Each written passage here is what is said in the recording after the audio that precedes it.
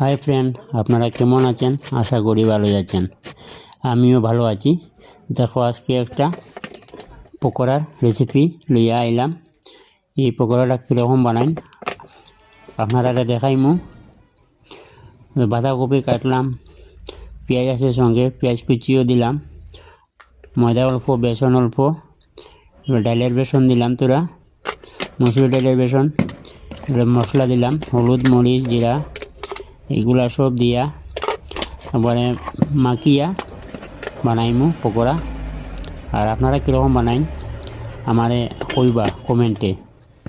আর যদি আপনারা লাগে পকোড়া বেশি বেশি আমার অর্ডার দিতে পারবেন, আমি বানাই দিতে পারবো আপনারা।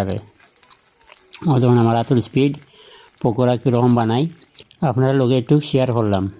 হিট করিয়া দিতে লাগে, পকোড়া ছাড়তে লাগে। কীরকম ওর পকোড়া বানানি আপনারা কীরকম বানান আমারে জানাইবা।